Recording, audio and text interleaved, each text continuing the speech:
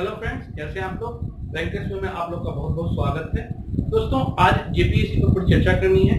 JPSC का exam अभी हाल ही में कंडक्ट हुआ है प्री का, और जेपीएससी ने अपना आंसर की भी जारी कर दिया है। जेपीएससी आंसर की भी जारी करने के बाद बहुत सारे कॉल आ रहे हैं कि सर कटअप क्या होगा और इसके साथ साथ मुख्य परीक्षा की तैयारी की रणनीति क्या होनी चाहिए।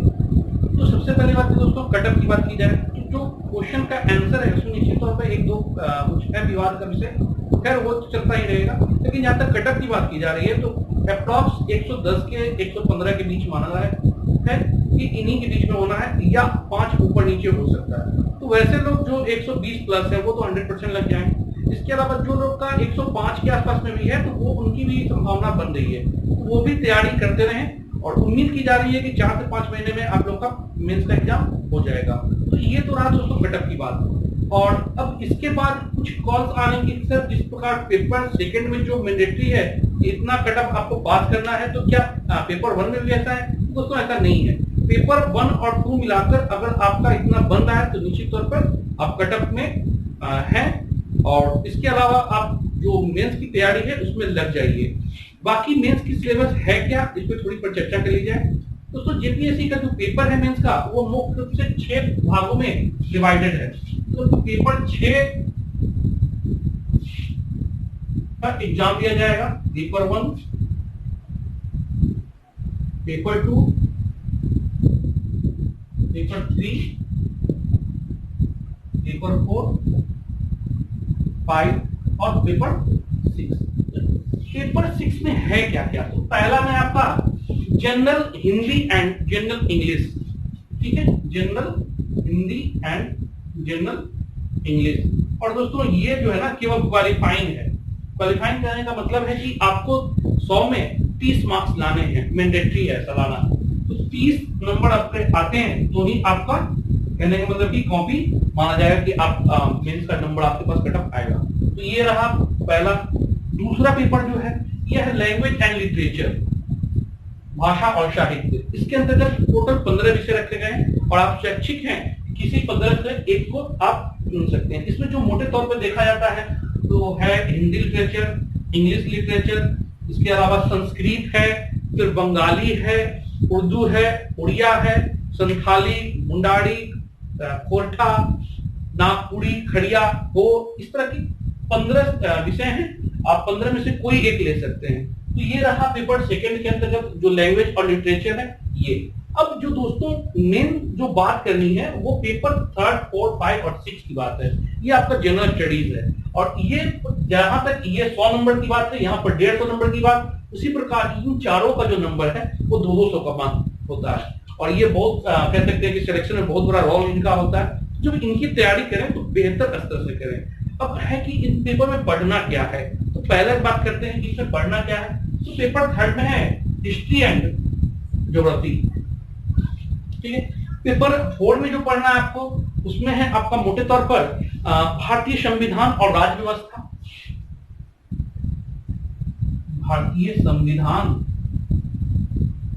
एवं राज्य व्यवस्था। साथ ही साथ इसमें गुड गवर्नेंस और पब्लिक एडमिनिस्ट्रेशन, मतलब क्या नाम है, लोक प्रशासन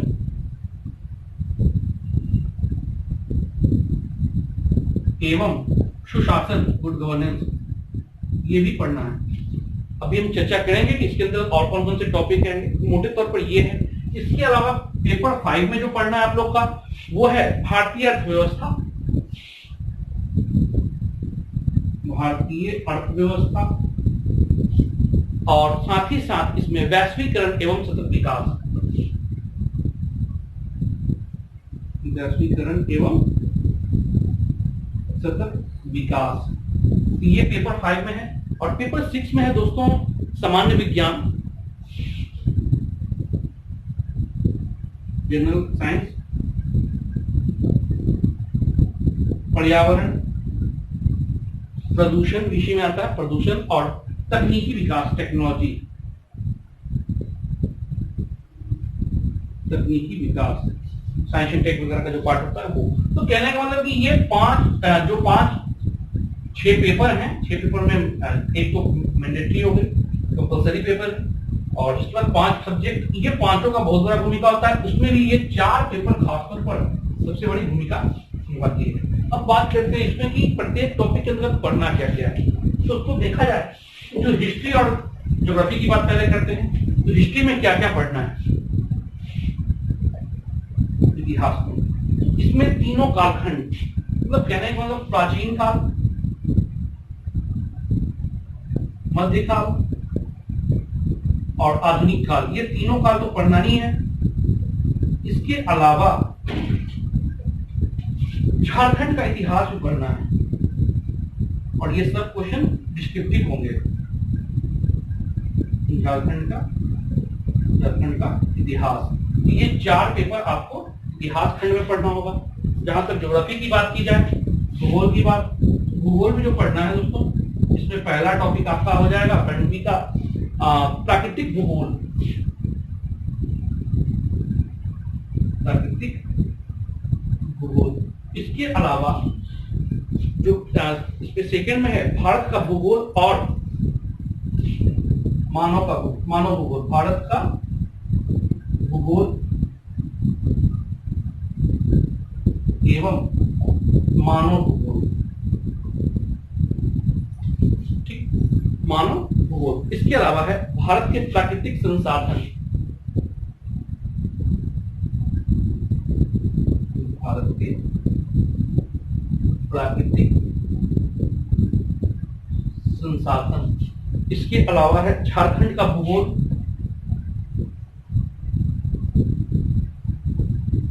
झारखंड का भूगोल, और साथ ही साथ इसमें पढ़ना है जो झारखंड में भूगोल में खासतौर पर झारखंड के जो संसाधन है उसकी उपयोगिता एवं झारखंड के संसाधन क्या उपयोगिता है, ये पढ़ना। इसके अलावा जो टॉपिक है वो है जनगणना या जनसंख्या के लिए, पॉपुलेशन के बारे में, जनसंख्या। फिर इसके बाद है औद्योगिक एवं शहरी विकास,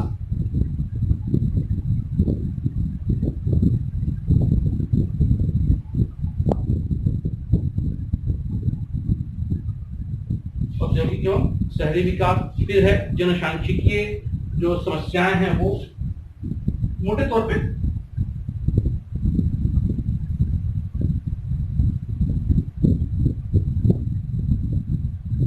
जनसंख्या की समस्याएं। तो ये पार्ट 1 पेपर 3 के अंतर्गत इतिहास खंड और भूगोल खंड का विषय है। अब हम बात करते हैं फिर भारतीय संविधान और राज्य व्यवस्था के अंतर्गत क्या क्या पढ़ना है। तो भारतीय संविधान के अंतर्गत देखा जाए तो जो मोटे तौर पे मेंशन होता है, भारतीय संविधान, इंडियन कॉन्स्टिट्यूशन एवं पॉलिटी, राज्य व्यवस्था क्षेत्र में क्या क्या पढ़ना है। तो पहला तो हो गया भारतीय संविधान का प्रस्तावना, विशेषताएं इसकी, मूल अधिकार, मूल कर्तव्य,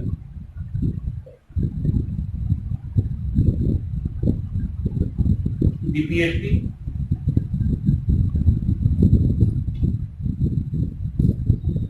राजकीय निर्देशक तत्व जो है वो पढ़ना है। इसके अलावा साथ ही साथ पूरा का पूरा संघीय व्यवस्था, राजकीय व्यवस्था, राज्य व्यवस्था जो भी कह सकते हैं, राज्य व्यवस्था जो भी प्रचलन में रहता है। इसके अलावा केंद्र राज्य संबंध,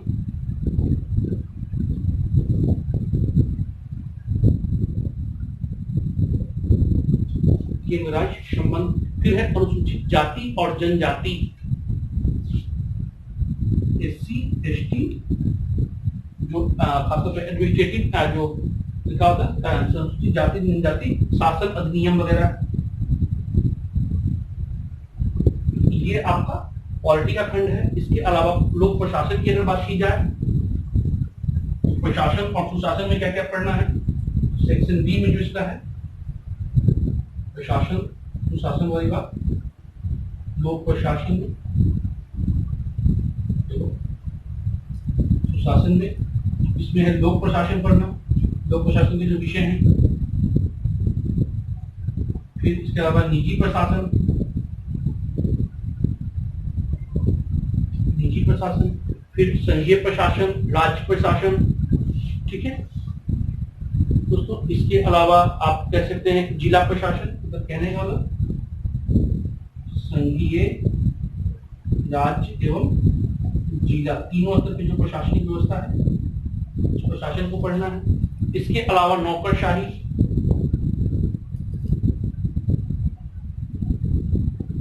सुशासन, इसके अलावा आप देखते हैं खासतौर पे आप कह सकते हैं मानवाधिकार के बारे में, मानवाधिकार क्या क्या प्रावधान है। फिर आपका यहीं पे है सूचना का अधिकार, सूचना का अधिकार, ये सब पढ़ना है आपका पेपर 4 में, ठीक है। अब हम बात करते हैं फिर पेपर 5 में क्या क्या पढ़ना है।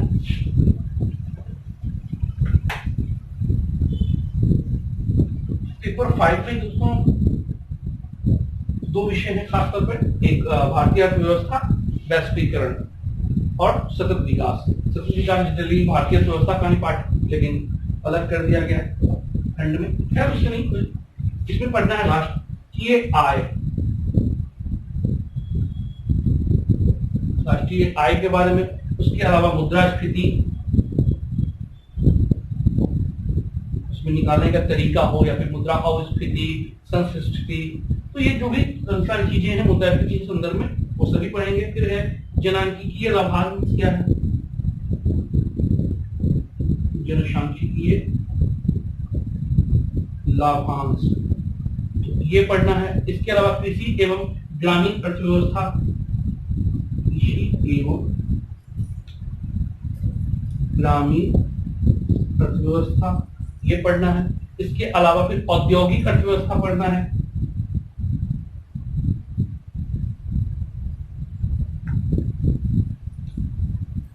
औद्योगिक अर्थव्यवस्था। इसके अलावा लोक वित्त,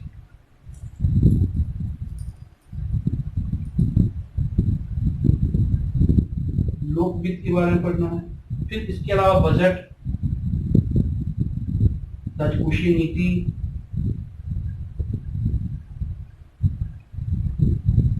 ये सभी चीजें पढ़नी है। और भी बॉप अकाउंट है, balance of payment account, बॉप account के बारे में।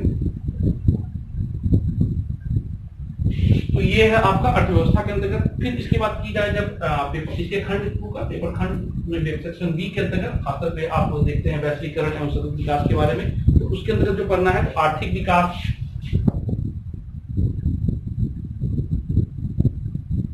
सूचकांक है, खासतौर पर विकास सूचकांक, मानव विकास सूचकांक या फिर अन्य सूचकांक जो होगा तो कह सकते हैं इसमें विकास सूचकांक, वो पढ़ना है। इसके अलावा बात की जाए सतत विकास, सस्टेनेबल डेवलपमेंट, फिर आपका गरीबी, बेरोजगारी, एम्प्लॉयमेंट, बेरोजगारी, ये रहा। इसके अलावा और भी चीजें जैसे खाद्य एवं पोषण सुरक्षा,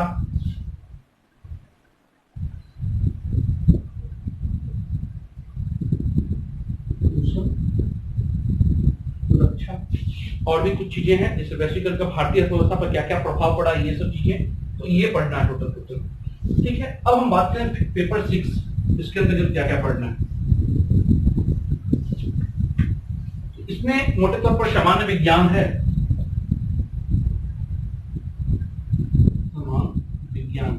सामान्य विज्ञान में 4 चीजों को बांटकर, एक तो भौतिक विज्ञान, दूसरा जीव विज्ञान, इसके अलावा जो है कृषि विज्ञान,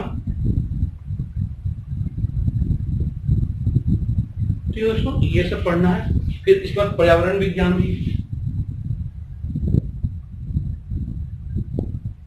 ये सब चीजें पढ़नी है। तकनीकी क्षेत्र में नया नया क्या डेवलपमेंट हो रहा है, वो सब चीजों को पढ़ना होगा यहाँ पर। तो कई सारी चीजें हैं जो पढ़नी है इस पूरे पेपर में। तो मोटे तौर पर अगर देखा जाए तो सिलेबस छोटा नहीं है, काफी बड़ा है। अगर ढंग से तैयारी करते हैं तो आपके पास 4 महीना कम होगा, इसीलिए आप चाहें तो तैयारी लगते हुए साथ साथ टेस्ट भी ज्वाइन कर सकते हैं, जो हम लोग खासतौर पर चलाएंगे भी। तो ये सब चीजों को आप वहां पर जुड़कर और बेहतर कर सकते हैं। हम लोग समय समय पर एक एक चीजों का फिर से आएंगे, इसमें सूक्ष्म विश्लेषण करेंगे, इतिहास में क्या अंतर जो पढ़ना है, कौन कौन से टॉपिक इंपॉर्टेंट है उसके वीडियो डालेंगे जो इंपॉर्टेंट है, तरीका वगैरह, तो बहुत सारी चीजें हम लोग साझा करते रहेंगे। बस कहने का मतलब यही है कि आप विश्वास बनाए रखिए हम लोग के साथ, जो चलता आ रहा है, और जो भी किया जाएगा बस एक मिलकर हम लोग तैयारी करते हैं। साथ में आप जो भी आप समस्याएं हैं आप पूछ सकते हैं। ठीक है दोस्तों, तो चलिए इन्हीं वीडियो के साथ जो टॉपिक है उनके साथ फिर हम आगे मिलते रहेंगे। ठीक है, ठीक। Okay, thank you.